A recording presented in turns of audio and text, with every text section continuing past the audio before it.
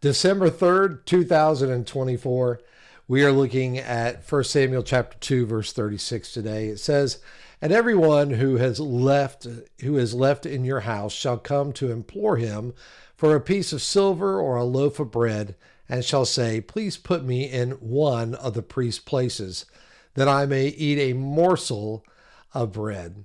All right, now in this final verse of 1 Samuel chapter 2, we see a vivid portrayal of the consequences that Eli's family will face due to their disobedience and their corruption.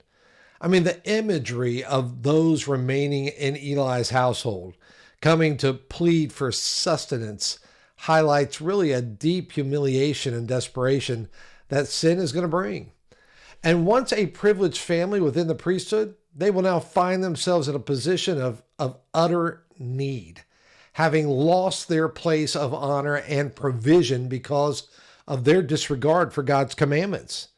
And this moment really does serve as a stark warning of how sin can lead to devastating outcomes, not just for individuals, but for families and really for communities. So the request here for a piece of silver or a loaf of bread, it signifies not just a physical hunger, but also a spiritual famine.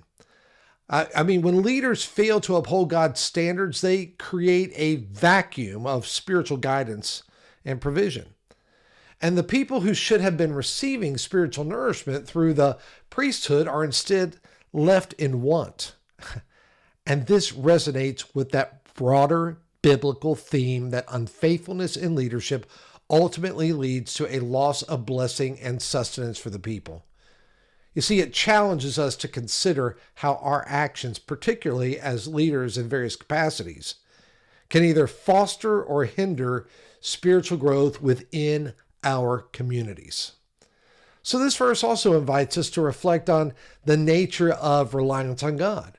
You see, the desperate plea of Eli's descendants serves as a reminder that when they stray from God's path, they risk losing the very blessings and provisions that he offers.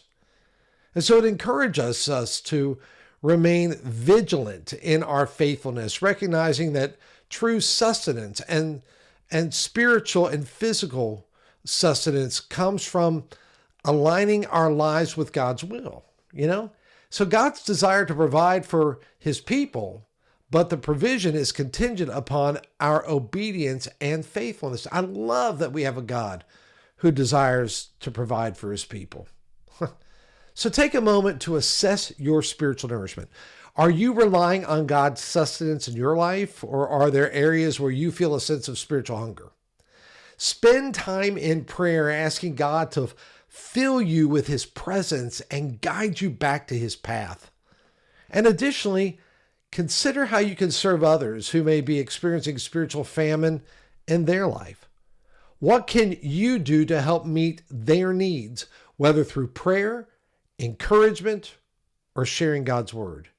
And let this be a reminder that faithfulness leads not only to a personal blessing, but also to the blessings of those around us.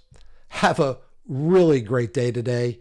I look forward to seeing you back here tomorrow. Take care now.